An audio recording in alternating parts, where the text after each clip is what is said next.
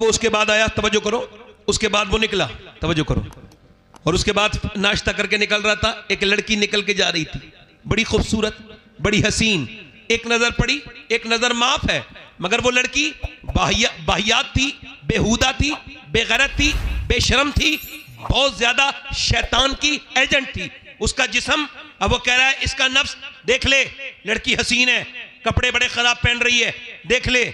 इसने नहीं मानने का, नहीं देखूंगा। नफ्स कह रहा है, नफ्स कुत्ता है ना, भौंक रहा है, देख ले देख ले। ईमान कह रहा है नहीं देखूंगा।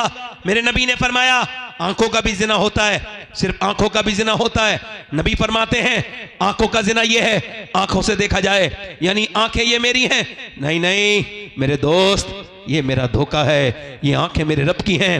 ये आंखें कल कयामत के दिन मुझसे अल्लाह से शिकायत करेंगी, ऐ अल्लाह तूने दिया तो काबा देखने के लिए था, दिया तो माँ बाप का चेहरा, मगर इसने गंदी चीजें देखी। मुझे बताओ अगर ये आंसुओं से न धुली वो गंदी तस्वीरें, वो गंदे वीडियोस जो तुमने अपनी जिंदगी में देखे हैं, अगर वही लेके अल्लाह की बारगाह में गए और वो बोल दिया, आंखों ने बोला कि तू अल्लाह ये गंदी तस्वीरें देखता था, ये बाहियात चीजें देखता था, मेरे नौजवान उस वक्त क्या होगा?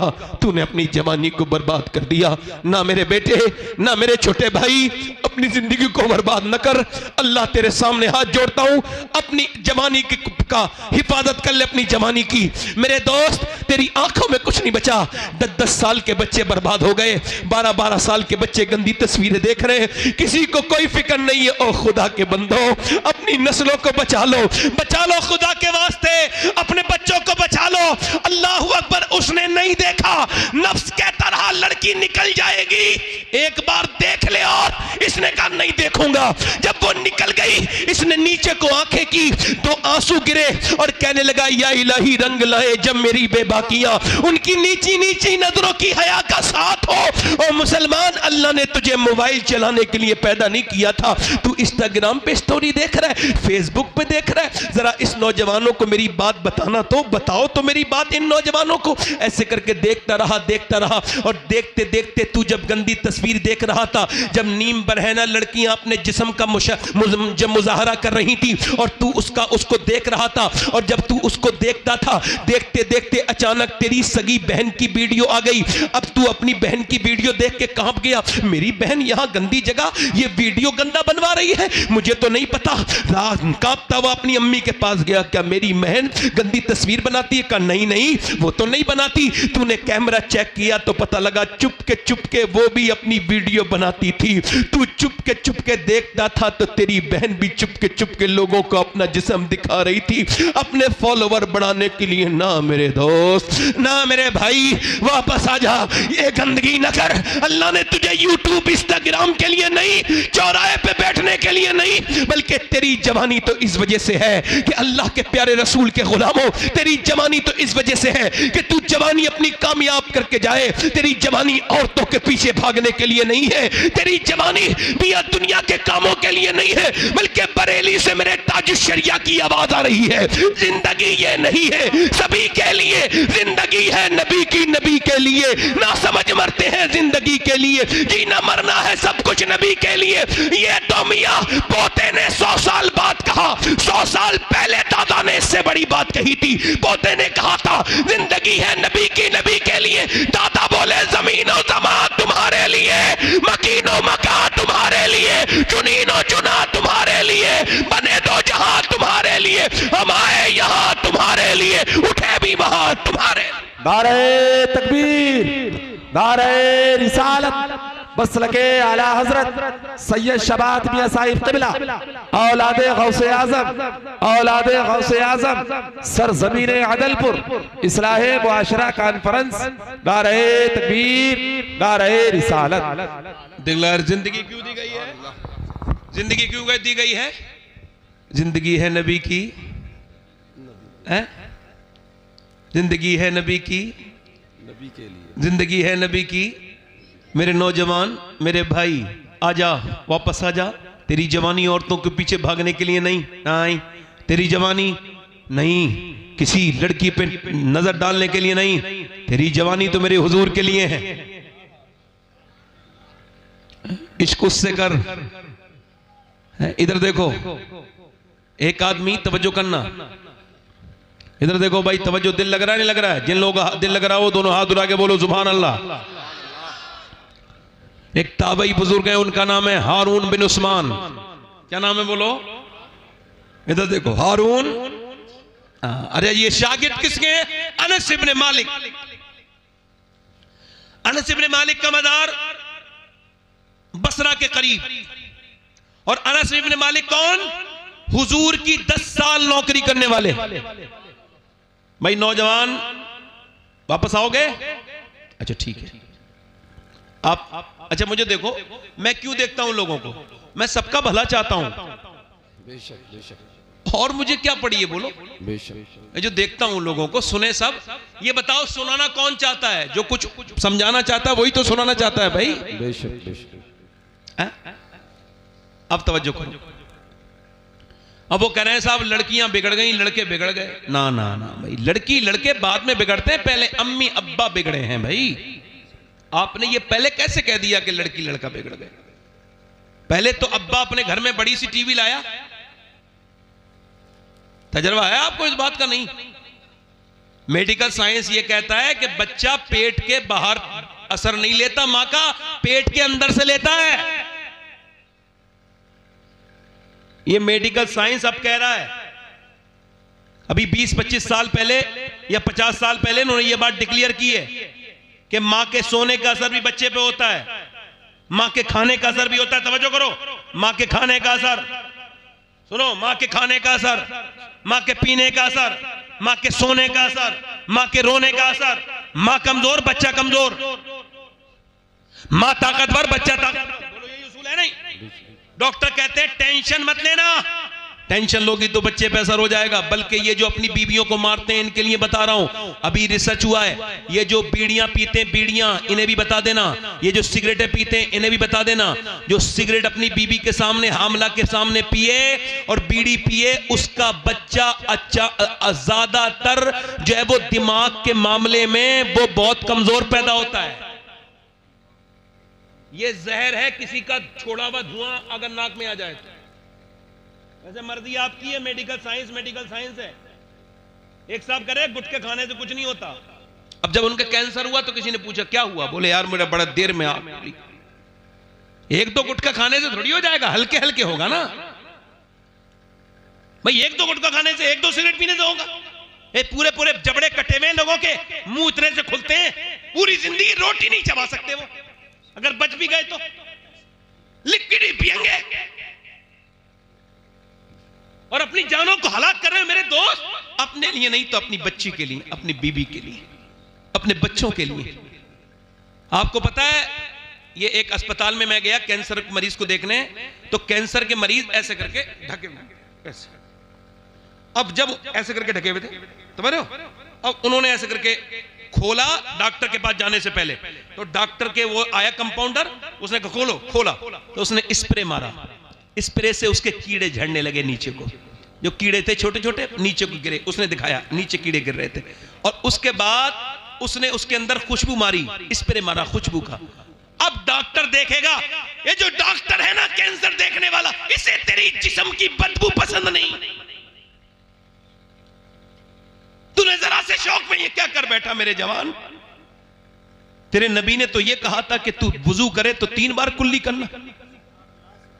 इस्लाम ने तो ये कहा था कि जब तू सोए तो मिसवाक करके सोना, और जब उठे तो पहला काम मिसवाक करके। और तूने अपने मुंह में ये गंदी चीजें रख ली, तू गुटखे खा के सो गया। हो मेरे दोस्त, नहीं नहीं मेरे भाई, नहीं। मैं क्या कह रहा था, मां बाप का असर पैदा होने के बाद नहीं। हॉवर्ड ने रिसर्च किया कि बच्चे पागल कौन हो जाते हैं, पागल होते हैं पैदा होते ही, वो बेकार होते हैं। उन्होंने कहा ये वो बच्चे हैं जब अपनी मां के पेट में थे, इनके बाप ने इनको मारा, जब मारा तो पेट के बच्चे पे असर हुआ, वो पागल पैदा हुआ। इसका मतलब यह है कि जब और डॉक्टर के पास जाती है औरत और डॉक्टर कहता है तुम अगर चाहती हो बच्चा ताकतवर पैदा हो तो ऐसा करना कि तुम ऐसा करना, ज्यादा आयरन की चीजें खाना, जैसे बादाम खाओगी आयरन है, जैसे आप खाओगी सेब खाओगी आयरन है उसके अंदर। अगर आप ये चाहती हो कि आपका बच्चा ज्यादा विटामिन सी लेके पैदा हो तो उसके लिए आप लीमू को चूसना, लीमू पीना और संतरा खाना। आप ये चाहती हो बच्चे के अंदर विटामिन डी बढ़े तो ज्यादा अमरूद खाना, और धूप में बैठने से विटामिन डी बढ़ती है। और मेरी बहनें सुने कि जब अल्लाह का बनाया हुआ सेब, संतरा, अनार, अमरूद अगर मां खाए तो बच्चे पे असर हो जाए, तो क्या अल्लाह का कुरान मां पढ़ेगी तो बच्चे पे असर नहीं होगा? क्या बात है, नारे तकबीर, बोलो तो सही। नारे रिसालत, बहुत खूब, बहुत खूब, जवाब नहीं, बोलो होगा। इधर देखो ये पानीपत है, पानीपत ज्यादा दूर तो नहीं अपने यहाँ से ऐसे ही होगा 250 किलोमीटर। पानीपत दिल्ली से 80 किलोमीटर है, 90। वहां एक बच्चा पैदा हुआ, 1 दिन रोया, 2 दिन रोया, 3 दिन रोया, 4 दिन रोया।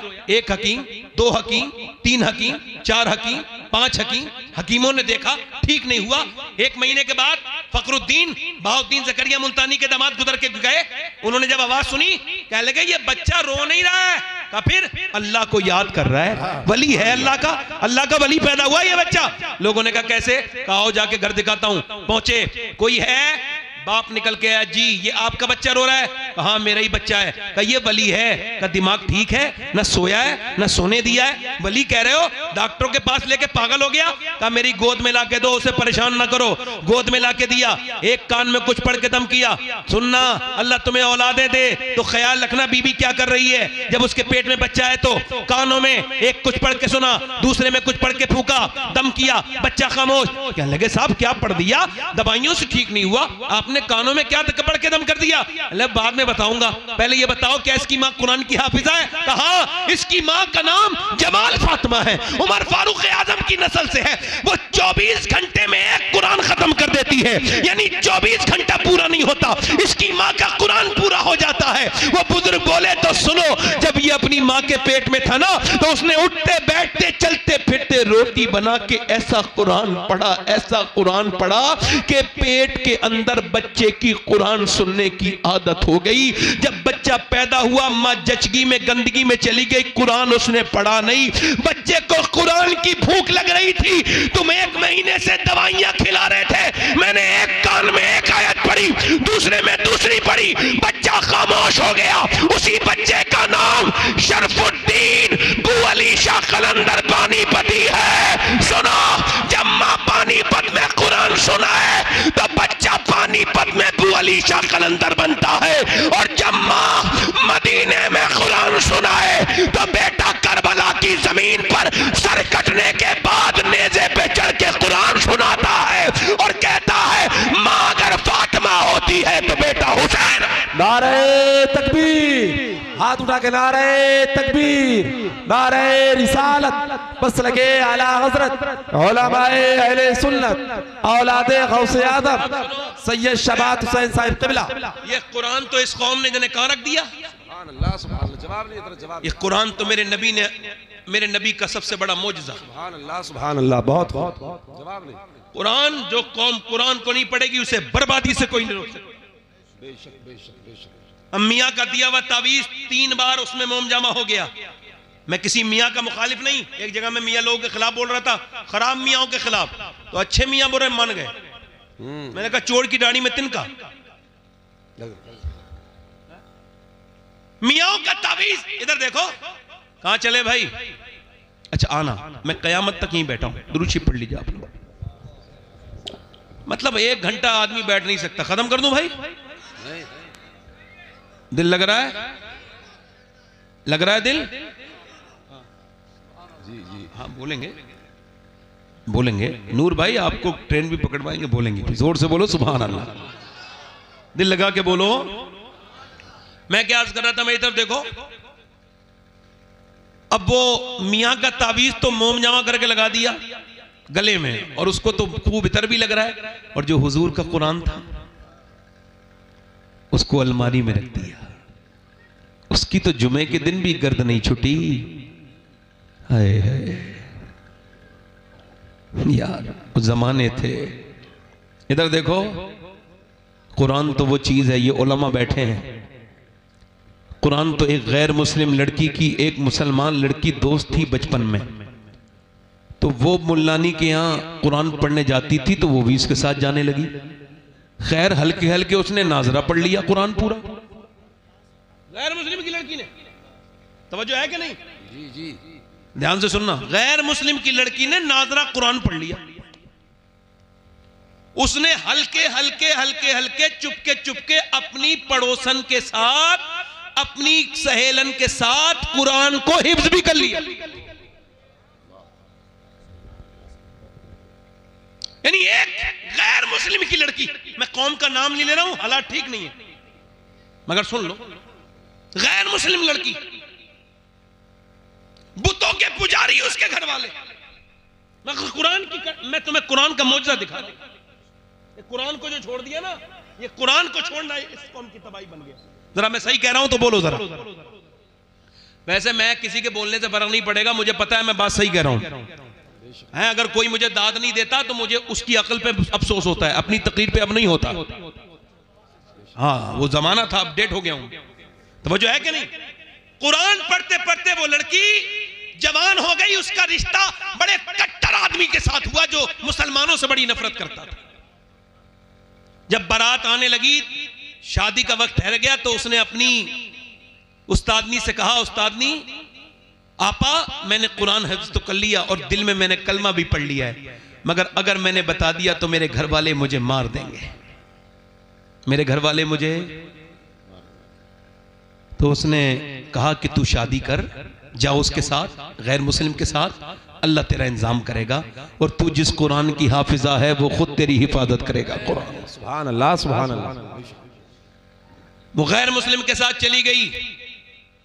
उसकी उस्तादनी ने तोहफे के नीचे छुपा के कुरान रख दिया और कहा मैं ये चाहती हूं ये मेरी शागिर्द वहां जाकर इस कुरान को खोले। अब वो कुरान जब वो नौकरी पे चला जाता तो वो कुरान पढ़ती और दुआ करती, अल्लाह मेरे शौहर को भी ईमान की तौफीक दे दे। मगर वो था बड़ा कट्टर, मुसलमानों से नफरत करने वाला, बड़ी नफरत करता था। मगर अल्लाह के इंतजाम, उसको एक दिन घर आया, बीवी के सामने रोने लगा। बीवी ने कहा क्या हुआ? कहने लगे कई दिन से तबीयत खराब थी, अस्पताल में चेकअप करके आया हूं तो डॉक्टर ने कहा कैंसर आखिरी स्टेज में है, अब तुम बचोगे नहीं। कहता है एक तो तुम इतनी खूबसूरत, इतनी मेरी भरोसेमंद, इतनी खिदमत करती हो और मेरे बच्चा छोटा सा, बस मौत की वजह से डर रहा हूं। आगे बढ़ के बोली सुनो, मुझसे एक वादा करो, अगर तुम ठीक हो जाओ, मेरे पास इलाज है, तो जो मैं कहूंगी वो मान लोगे? उसने कहा बिल्कुल मान लूंगा, अगर मैं ठीक हो जाऊंगा। कहा बिल्कुल, तेरे पास कोई दवा का है? मेरे पास दवा। वो लेके आई पानी गिलास में और उसने अपनी उस्तादनी को देखा था, अपनी पढ़ाने वाली अपनी जो है वो आपा को देखा था। उसने जो है ना उसमें सूरह फातिहा पढ़ के दम करना शुरू कर दिया। वो जब बीमार कोई आता था तो वो पढ़ती थी, वो दम करके पिलाती रही। तबीयत अल्लाह के फजल से ये हुई कि 3 महीने के बाद बोली अब चेकअप करा के आओ। चेकअप करा के आया तो उसने कहा ऐसा लगता है कि तुझे कभी कैंसर था ही नहीं, तेरे अंदर कभी कैंसर था ही नहीं। वापस आके खुश था, रिपोर्ट देख के फूले। अरे जिसकी जिंदगी बच गई हो बोलो, उससे बड़ी खुशी क्या होगी? बोला मेरी बेगम ये बताओ कि तुमने ये क्या पढ़ पढ़ के सुनाया था? कि तुम जिस इस्लाम से नफरत करते हो ये उसी का कुरान मैंने पढ़ के सुनाया था, उसी रब का कुरान। अब तुमने मुझसे वादा किया था कि तुम कलमा पढ़ोगे। वो आगे बढ़ के बोला बिल्कुल, मैं बिल्कुल जिसे मैं नहीं मानता हूं उसकी किताब ने मुझे बचा दिया। जब मैं मानने लगूंगा तो फिर हाल क्या होगा? कलमा पढ़ के मुसलमान हो गया, फिर वो मुसलमान, उसका खानदान मुसलमान। कुरान अगर मां पढ़े तो पूरी खानदान को फायदा है। सुभान अल्लाह, सुभान अल्लाह, या रसूल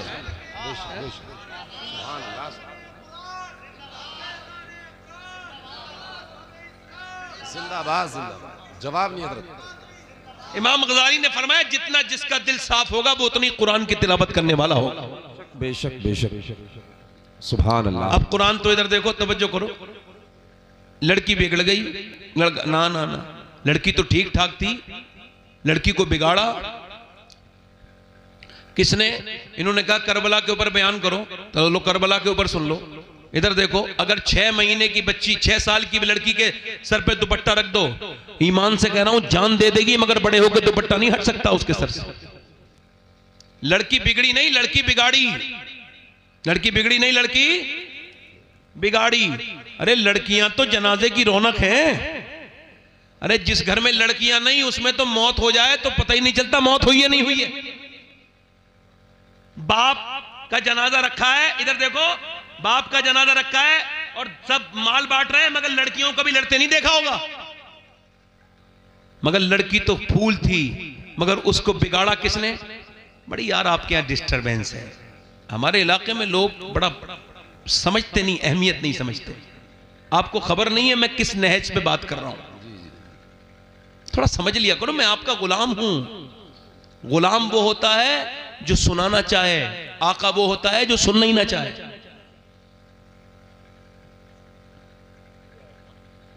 खादिम हूं, आपका खिदमत करने आया हूं।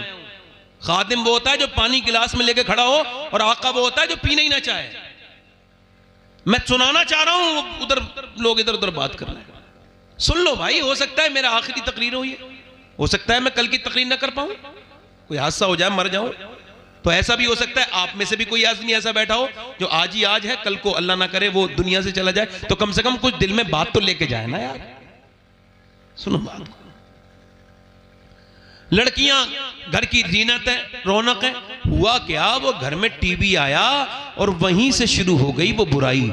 अब 10 साल की हुई है लड़की, गंदी तस्वीर देख रही है अब्बा के साथ, अम्मी के साथ। घर में फिल्म चल रही है, अब्बा भी वहीं बैठा है बेगैरत, माँ भी वहीं बैठी, पूरा का पूरा खानदान बर्बाद है। ये वो माँ बड़ी दिल की कमजोर है, हीरो हीरोइन जब नहीं मिल रहे ना तो अम्मी रो देती है बेचारी, दिल की बड़ी कमजोर है। और जैसे हीरो हीरोइन मिले, अम्मी खुश हो गई और अब्बा भी खुश हो गए। यही ड्रामा 10 साल देखा, उसके जज्बात बर्बाद कर दिए इन जालिमों ने। और जब उसने देखा मैं जवान हो गई, ये शादी नहीं कर रहे, वो भागी। अरे भागो तो अब्बा खुश हो जाते हैं, अम्मी भी। जब वो भागी तो अम्मी बोली हाय मेरी नाक कट गई, मैं मुंह दिखाने के लायक नहीं रही। अरे अभी तो दुनिया में दिखाने के लायक नहीं है, तू आखिरत में भी मुंह दिखाने के लायक नहीं। बेहुदा, तू जितने टीवी के सामने रोई है ना, अगर इतना अपना अल्लाह के सामने रोई होती तो तेरी बेटी भागती नहीं, बल्कि तेरी सर फख्र से बुलंद कर देती, तेरा नाम ऊंचा कर देती। बेशक बेशक, सुभान अल्लाह। नाम ऊंचा। गैर मुस्लिम खुश हो रहे हैं, इधर देखो, ये भी मेरी बात जरा नोट कर लें आप लोग। गैर मुस्लिम खुश हो रहे हैं, हमने मुसलमान लड़कियां कन्वर्ट कर ली, उनका इस्लाम छीन लिया, मुसलमान को हिंदू बना दिया, और तुम्हारी औकात ही नहीं है किसी सच्ची मुसलमान औरत का ईमान छीन लो। बेशक, तुम तो किसी कॉलेज में पढ़ने वाली वाहियात किस्म की बेहुदा किसी बेगैरत माँ की लड़की को तुमने छीना होगा, वरना जिसे इस्लाम मिल जाए वो जान तो दे सकती है मगर ईमान नहीं दे सकती। बेशक बेशक। मुझे भी बड़ा अफसोस होता है कि गैर मुस्लिमों घर चली गई, मैं रोता तक हूं इस बात पर, मगर फिर भी ये बात कह रहा हूं, जिसे सही मानों में इस्लाम मिल जाए वो जान दे सकती है मगर ईमान, जान दे सकती है मगर ईमान नहीं दे। ये जितनी भागने वाली हैं, एक लड़की गैर मुस्लिम के साथ गई थी, मैंने उससे पूछा था ये बता सैयदा फातिमा को जानती है? बोली ये कौन है? हंसना नहीं। मैंने पूछा सैयदा खतीजा को जानती है? बोली मुझे नहीं पता कौन है, बस वो तो तुम्हारा स्कूल जानती थी। इस्लाम जो जान जाए, मैं कह रहा हूं दूर मत जाओ, प्रैक्टिकल देख लो, इस्लाम जो कबूल कर ले वो जान देता है, ईमान नहीं। तुम फलस्तीन को देख लो, फलस्तीन में 7,000 बच्चे, कितने? 7,000। 10 साल से कम उम्र के बच्चे शहीद हुए। कितने? 7,000। माएं जब उठा रही हैं लाश अपने बेटे की ना, तो किसी का हाथ आ रहा है, किसी का पांव आ रहा है। आप भी बच्चे वाले हो, मैं भी बेटा वाली हूं, बेटे मेरे भी बच्चे हैं। तुम्हारे 5 साल के 2 साल के बच्चे को ऐसे उठाओ तो किसी का हाथ आ रहा है, किसी का सर उड़ गया। एक एक ब्रेड पे एक ब्रेड पर 3-3 लोग दावेदार हैं, एक ब्रेड पर। हजारों लोग शहीद हो गए, किसी को तकलीफ नहीं है। कोई इदारा फलस्तीनियों के बारे में कुछ नहीं कहेगा क्योंकि वो मुसलमान है, नबी का कलमा पढ़ते हैं। किसी को तकलीफ किसी को नहीं होगी मगर गुंबद खजरा के मकी को होगी। मेरे नबी फरमाते हैं, मेरे उम्मती जब तेरे पाँव में कांटा लगता है तो मुझे तकलीफ होती है। फरमाया था मेरे हुजूर ने, मदीने के हालात बिगड़े सहाबा तो मुल्क के शाम चले जाना। अर्ज़ की हुजूर जब शाम के हालात बिगड़े का तो फिर मेरी उम्मत के लिए दुआ कर देना, मेरी उम्मत में बड़ा सख्त वक्त होगा। कैसा सख्त वक्त है उम्मत के ऊपर, 57 मुल्क तमाशा देख रहे हैं मुसलमानों की। उनके मोहल्ले के मोहल्ले पूरे खत्म कर दिए गए, उनके पास पीने को पानी नहीं। मगर उन औरतों का जब मैंने बयान सुना है अपनी बहनों का, बेटियों का, ये जो अपनी आदि आस्तीन के कपड़े पहनती हैं, मेरी मुसलमान उन तक मेरी ये बात पहुंचाना तुम्हें खुदा का वास्ता है। उन तक बताओ जो अपने बेडरूम में बैठी हुई अपने आप को बंबई की हीरोइन की तरह बनाना चाहती है, उसको बताना। जिसने सर से दुपट्टा फेंक दिया, जिसने नबी से मोहब्बत का रिश्ता तोड़ दिया, जिसने नबी से अपना नाता तोड़ लिया, उस बहन को, मेरी बेटी को बताना। उस 10 साल की बच्ची को बताना जिसने इंस्टाग्राम पे बाल खोल के स्टोरी बनाना शुरू कर दी है। उस 15 साल की 20 साल की लड़कियों से मेरी बात ये उन तक पहुंचाना, मेरी बेटियों तक उन तक पहुंचाना जिन्होंने इंस्टाग्राम पे अपने जिस्मों को फेसबुक पर दिखाना शुरू कर दिया कि फलस्तीन की लड़कियां ये कह रही हैं, फलस्तीन की लड़कियां ये कह रही हैं कि हम रात को सोते हैं तो बुर्का ओढ़ के सोते हैं। फलस्तीन की औरतें कह रही हैं हम रात को सोते हैं तो बुर्का का, सोने वक्त को कोई बुर्का नहीं ओढ़ता। क्यों ओढ़ती हो? का इस वजह से ओढ़ते हैं कि जब बम गिरता है तो घर हमारे मलबे में तब्दील हो जाते हैं। हम ये चाहती हैं कि जब हमारे ऊपर बम गिरे और हम जब मलबे में दबें और जब हमारी लाशें निकलें तो बेपर्दा नहीं होनी चाहिए, पर्दे में होनी चाहिए, बेपर्दा नहीं होनी चाहिए, पर्दे में। ऐ फिलिस्तीनियों तुम्हें सलाम हो, ऐ फिलिस्तीन की गाजा पट्टी की मेरी बहनों, तुमने तो हमें जीने का सलीका सिखाया मगर हम सीख न सके, हम सीख न सके। तुमने तो बहुत सिखाया मगर हम सीख न कह सके। हाय ये दुनिया लग गई, क्या समझते हो? ये दिल लिए फिर रहे हो? ये कैसा दिल लिए फिर रहे हो जिस दिल में बिल्कुल दर्द ही नहीं है? ये कौन सा दिल है? ये तो जानवर से भी सख्त दिल है जिसमें किसी का दर्द नहीं। मुसलमान वो है, मेरे नबी ने फरमाया मेरी उम्मत एक जिस्म की तरह है। अगर एक जगह जिस्म में तकलीफ हो तो पूरा जिस्म मुतासिर हो जाता है। अगर किसी भी दुनिया का मुसलमान परेशान हो तो अगर तेरे दिल में परेशानी नहीं हुई तो तू फिर सही मानों में मुसलमान नहीं, तू फिर वो मोमिन नहीं जिस पर अल्लाह का इनाम उतरने वाला है। ओ मेरे दोस्त, मैं तुझसे ही पूछता हूं मेरे भाई, चल वो फिलिस्तीन की लड़कियां अपनी जगह, क्या तू अपनी बहनों को पहना सकता है दुपट्टा? क्या तू अपनी बेटी को पहना सकता है दुपट्टा? मैं तुझे बताता हूं, करबला की बात सुनना चाहते हो? सुनो। 6 साल की है ज़ैनब। कितने साल की बोलो? 6 साल की ज़ैनब। मैं खत्म कर रहा हूं, थोड़ी देर और सुन लीजिए। कुरान पढ़ रही हैं। हजरत अली कहते हैं मेरी शादी हुई। किसकी शादी हुई बोलो? हजरत अली। किसकी शादी हुई? हजरत अली। कितनी? किसकी शादी हुई? हजरत अली की। हमारे यहाँ शादियां होती हैं, जैसी होती हैं सबको पता है, बात नहीं करनी चाहिए। मगर इतना याद रखना, अपनी बहन बेटी को बेपर्दा ले जाने वालों, तुम कोई नेक शरीफ नहीं हो, दयूस हो। नबी ने फरमाया जो अपने घर की औरतों को बेपर्दा रखे वो दयूस है, जन्नत की बू भी नहीं सूंघेगा।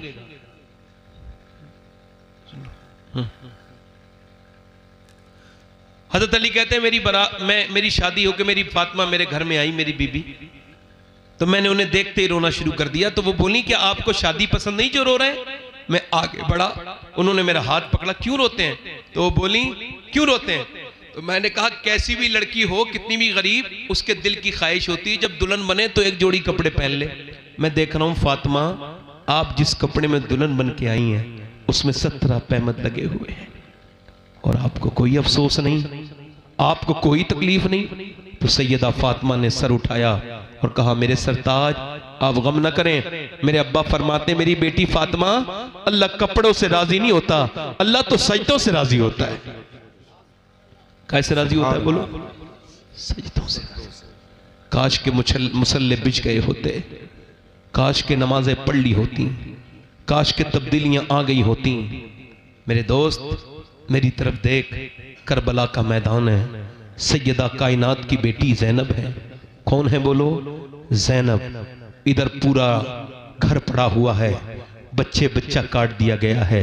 अली के घर के नबी के विसाल को अभी 50 साल ठीक से नहीं हुए कि पूरी हुजूर की नस्ल का कत्ल कर दी गई। छोटे छोटे बच्चे इमाम हुसैन, उनके सारे साथी, करबला का मैदान, ज़ैनब सैयदा हैं, निकल के जा रही हैं तो किसी ने आपकी चादर पे हाथ डाला, चादर खींच ली। चादर जब खींची तो बालों से सर ढक लिया। क्या करबला सुनोगे? बालों से सर ढक के मदीने की तरफ को मुंह देख के कहा, है मेरे नाना, मैं वही ज़ैनब हूं कि जब आप दुनिया से तशरीफ लेके जा रहे थे तो आपने मुझे सीने लगाया था और कहा था मेरी ज़ैनब बिल्कुल अपनी नानी खदीजा से मिलती हैं। ए नाना, मैं वही ज़ैनब हूँ जिससे आप बहुत प्यार करते थे। आज मैंने वादा किया था अम्मी से मेरा सर कभी नंगा नहीं होगा, मगर मेरे भाई शहीद हुआ हुसैन, मेरा सर नंगा नहीं हुआ। मेरे भाई की, मेरे भतीजों की लाश पर घोड़े दौड़े, मेरे सर से दुपट्टा नहीं गया, मगर अब जालिम ने मेरा दुपट्टा खींच लिया। मेरे पास दुपट्टा नहीं है, मैंने बालों से चेहरा ढक लिया है। मेरे नाना, नाराज ना होना अपनी बेटी से, अपनी नवाजी से नाराज ना होना। लो दुपट्टा छिन गया तो बालों से सर ढक गया, चेहरा ढक गया। ओ मेरी बहन, मेरी बेटी, ये तेरी दुनिया। ओ मेरे दोस्त, जरा अपनी बेटियों की खबर ले, अपनी बहनों की खबर ले। जरा देख तो उधर जनाजे पड़े थे करबला की बीबियों के, शोहरों के, और वो सजदों में अल्लाह के सामने। इमाम ज़ैनुल आबिदीन फरमाते हैं मेरी फूफी ने करबला से लेके दमिश्क, दमिश्क से लेके मदीने तक का सफर किया, मगर मेरी फूफी ने कभी, मेरी फूफी की नमाज़े तहज्जुद भी क़ज़ा नहीं हुई। मेरी फूफी जब वो ऊँट नहीं रोकते थे तो ऊँट के ऊपर ही नमाज अदा कर लेती थी। बस मसला वही आता है, तरजीह अव्वल अल्लाह को बनाना होगा, उसी को बनाना होगा। मैंने दोस्तों, कब तक तौबा नहीं करोगे? बोलो कौन सा दिन आएगा जो तौबा करोगे? बोलो कौन सा दिन आएगा? मैंने अपने बाप को अपने सामने दफन होते देख लिया, मैंने अपने ताया को अपने सामने दफन होते देख लिया। मेरा बेटा कब्र में चला गया। मैं पूछता हूं, तुमने अपने रिश्तेदारों को दफना दिया, और भी कोई निशानी चाहिए मौत के ऊपर? नहीं नहीं, मेरे नबी फरमाते हैं, मेरे आका फरमाते हैं कि जब रूह निकाली जाती है मैयत की, मरने वाले की, तो वो उसके गले की ताकत छीन ली जाती है, वरना वो इतनी जोर से चीखे कि उसके चीखने से लोग अपने बच्चे छोड़ दें, अपना घर बार छोड़ दें, अपनी दुनिया छोड़ दें। उसकी चीख ऐसे निकले, अल्लाहु अकबर, कैसा पुरदर्द है मौत। मौत कितनी सख्त है मौत। कभी आपने सोचा मौत कितनी सख्त है? मेरी बेटियों, मेरी बहनों, तुमको तो बड़ा अंदाजा होगा, जब उंगली जलती है तो कितना दर्द होता है। क्यों? क्योंकि जब आग पहुंचती है तो रूह भाग जाती है, रूह जहां से हटती है वहां दर्द होता है। जरा गौर करो, जब रूह निकलती होगी तो कितनी तकलीफ होती होगी, पूरे जिस्म से रूह निकलती होगी तो कितनी तकलीफ होती होगी। हजरत सैयदना ईसा अलैहिस्सलाम अपनी माँ मरियम की कब्र पे जाते हैं और कहते हैं मेरी माँ मरियम, मैं अब मुर्दे जला लेता हूँ, तू कहे तो तुझे जिंदा करूं। अंदर से आवाज आई, ना मेरे बेटे ईसा, मेरी रूह निकली थी, इतनी तकलीफ हुई थी, उसका एहसास अभी तक हो रहा है, उसका एहसास अभी तक हो रहा है। हजरत उमर फारूक आजम, कोई है उमर फारूक आजम के टक्कर का यहाँ पर? तो फिर क्यों नहीं डरते? उमर कौन? मेरे नबी ने फरमाया मेरे बाद कोई नबी होता तो मेरा उमर होता। फरमाया मेरा उमर जब ईमान लाया तो आसमान के फरिश्तों ने खुशियां मनाई। हजरत उमर के मारी गए चाकू, जब मारा चाकू फट गई आंत, दूध पिया, आंत से निकल गया। बेटे से बोले वक्त मौत का करीब है, सर रख दे जमीन पे, नहीं रखा। ओए अब्दुल्ला, सर जमीन पे रख दे, नहीं रखा। अब्दुल्ला सर जमीन पे रख दे, ओ बेटे रख दे। सर जमीन पे जब रखा तो अपनी नाक आपने मिट्टी में रगड़ी और कहा ऐ अल्लाह, लोग कहते उमर ये है, उमर वो है, मगर उमर तो तेरी बारगाह का मुजरिम है, अगर उमर तो तेरी बारगाह का मोहताज है। मौत का वक्त है, अगर तूने आज उमर को न बख्शा तो उमर बर्बाद हो जाएगा, उमर बर्बाद हो जाएगा, उमर बर्बाद हो जाएगा। हाय उमर, कौन उमर? हजरत अली आए, बोले या उमर तुम क्यों रोते हो यार? मैंने नबी से सुना है कि तुम्हारा घर जन्नत में है, तुम्हारा महल सुनहरा है, इतना खूबसूरत महल है कि मेरे नबी को पसंद आया था। अली तुम गवाही दोगे? मैं भी गवाही दूंगा, मेरा बेटा हसन भी गवाही देगा।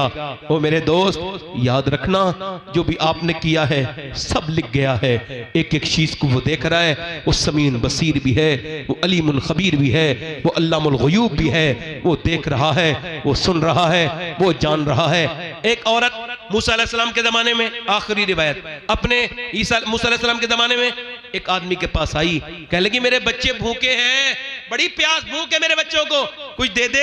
उसने कहा मैं तो औरतों का शौकीन हूं, तुझे पसंद करता हूं, रात गुजार, जिस्म पे इख्तियार दे दूंगा। उसने कहा सुन, अपना जिस्म बेचने नहीं आई, वापस गई, मगर फिर आई, कह लगी मेरे बच्चे बेहोश होने लगे, मजबूर हूं, दे दे, रात को आ जाऊंगी, जो तेरा दिल चाहे कर लेना। वो ठीक है, पैसे लेके चली गई, खिला पिला के शाम को आई, रात को बैठी थी, जब बैठी थी ना इसके करीब कमरे में, ये इसके करीब गया जिना करने के इरादे से, हाथ जब लगाया ना, हाथ जब लगाया तो कांपने लगी और फिर उसके पसीने आए। और क्यों रोती है? पैसे नहीं मिले क्या? ड्रामा करती है? का सब कुछ पैसे नहीं होते, ईमान भी कुछ होता है। का क्या मतलब?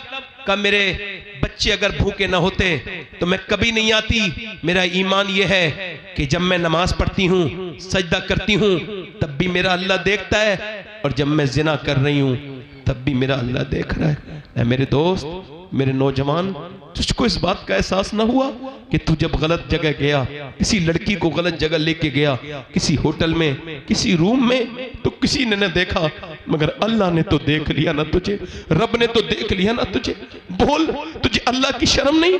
मेरे नबी फरमाते हैं, मेरा अल्लाह फरमाता है मेरे महबूब, मैं अगर जानी जिना करने वाले को माफ भी कर दूं, वैसे वो करीम है, मगर फरमाता है, हदीस कुदसी है मेरे महबूब, मैं जिना करने को माफ भी कर दूं और अगर उसे जन्नत भी दे दूं तो जन्नत में अपना दीदार नहीं कराऊंगा, यानी वो अपना दीदार नहीं कराएगा।